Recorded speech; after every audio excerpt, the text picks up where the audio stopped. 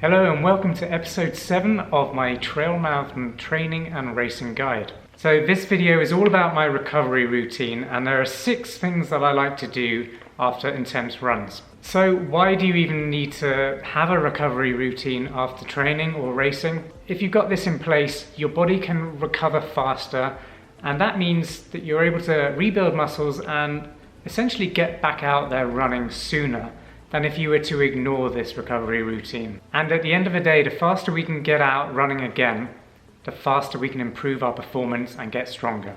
So it's not easy to run faster or longer unless your muscles get stronger. Much like nutrition, recovery routines are very personal to you and your body. So what works for me might not work for you.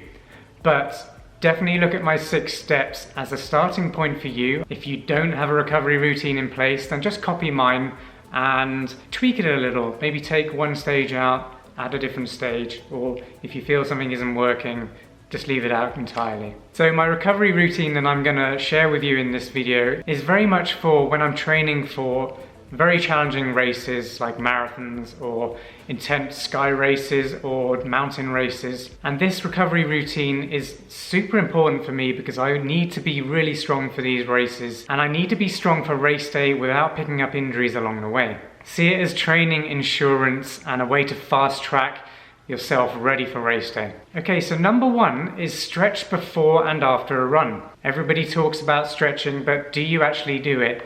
I know so many people that kind of put it off because it's a little bit boring. They're just there to run, they want to get out and run. But actually, if you stretch, you're much less likely to pull a muscle or pick up an injury. So before you start your run, you want to be doing some dynamic stretches. So that's the stretching where you'll see people swinging their legs or swinging their arms. Essentially, this is not static stretches. These are stretches that help warm up your muscles rather than just stretch them too far without them actually being warmed. You don't want to be doing static stretches before you do your run. Remember, recovery starts with prevention. And then after your run, make sure you do some static stretching.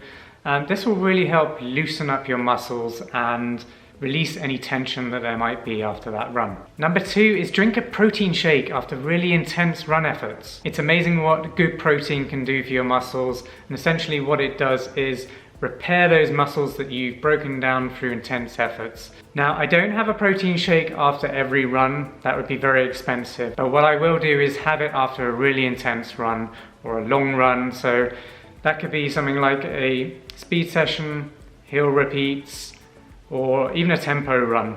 But if I'm doing a recovery run, for example, and I'm not really pushing myself that much, I won't bother with a protein shake after that run. I like to drink plant-based proteins, and there are a couple that work really well for me and I really enjoy the taste and texture. Number 1 is Plantworks protein, and number 2 is a protein from Tailwind Nutrition. So I'll put a link to those proteins down below so you can go check them out in their stores. The faster you can recover and rebuild those muscles, the much stronger you're going to get much more quickly. Number 3 is try out a massage gun. So massage guns are really good for kneading out muscle knots in localized areas. So essentially what they are, a mechanical percussion gun. Many of these guns will have various speed settings and different heads that you can switch out. So the one I use is from Compex, and that's called the Fix One Massager. And what I like about the Fix One Massager is you can actually adjust the head as well. So with that you can reach around to your back, and you don't really need someone else to do your massaging for you. You can reach around, adjust the head, and then hit those sore spots or tight muscles very easily on your own. I'll put a link up here to a video all about that massager so you can go check it out and see how I use it. It's definitely a convenient way to massage out very persistent knots and sore spots without the need for somebody to do the massaging for you. So unless you're a prince and you get fed grapes on a chaise longue with your own personal masseuse, then definitely check out a massage gun. Number 4 is a muscle stimulator and TENS machine. These machines are really great if you've got a niggle. So for example, occasionally I'll get a flare up in my Achilles tendon.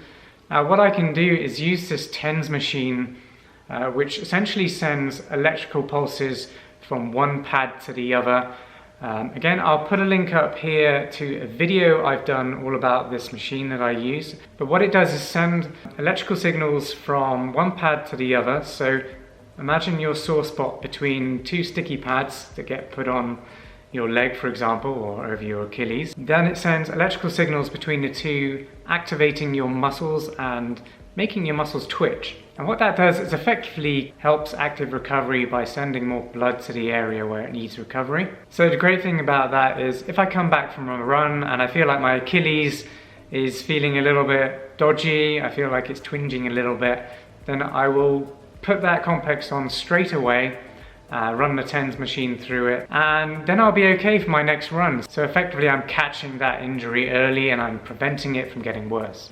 And what I like about the Complex one is called the Complex Mini Wireless. It's tiny, it fits into a little box like this, which you can take with you if you're traveling for a race, for example. And that way you can use it straight after the race or warm up your muscles before the race as well. Number 5 is to stretch out your back. You can either use a foam roller or a chirp wheel. I'll put a link up here to a review of the chirp wheel that I did. And man, this wheel is so good for relieving tension and getting those little clicks out of your back. It's a really gentle way of doing it because the diameter of the chirp wheel it's about yay big. So it's a really gentle way of getting tension out of your back and getting those spine clicks that are much needed. So why do I do this? Well, so much about running is good form and you need your back to be in good working order. So if you're feeling hunched over or that there's tension in your back, you really need to release that so that you can be standing up straight whilst running. It's super important for form, and with good form you're going to be much less likely to damage your back or get a sore back whilst you're running for such a long time, which you will be during a trail marathon. So definitely go check out the chirp wheel. I use it before bed every day. Number 6 is use a CBD topical. So what is a CBD topical? Well, it is a balm or a cream or a spray which you rub on directly to your sore muscle areas. CBD is really good at giving temporary pain relief, and it's also very good for anti-inflammation. So after you've been training or running, your body will be inflamed and you really need to get rid of some of that inflammation to be able to heal and recover properly. I've tried many different CBD topicals and there are a lot of great ones out there, but there are some that are not quite so effective. So you really need to look out for the amount of CBD within the balm, gel, a cream, or whatever that topical is. So without going into too much detail about all the different ones out there, I have created a buyer's guide on trailandkale.com which lists my 5 favorite ones at the moment. So definitely go check that out. I'll put a link up there now. So essentially what I do with CBD Balm is after a really intense run or race, I'll massage it into any sore muscles that I got. I'm sure you know the feeling once you've had a really intense race and you find it hard to walk, but you know exactly where that pain and tension is. So the great thing about a balm is you can rub it on directly to those sore spots, and it's amazing how quickly you will recover after doing this. And my first experience with using it was after the UTMB OCC, which saw me running for about 10.5 hours through the French Alps, and that was probably one of my most intense efforts for a trail race. And the next day I had to travel back to California. So I massaged this recovery balm. It happened to be the Venga CBD one. I massaged it onto my quads and on my calves as well. And miraculously, I felt amazingly good the next morning. So that was what really enlightened me to the powers and the benefits of CBD for athletes. So definitely go check out that article that I linked to before. I think you'll find it really interesting and it will definitely help with your recovery.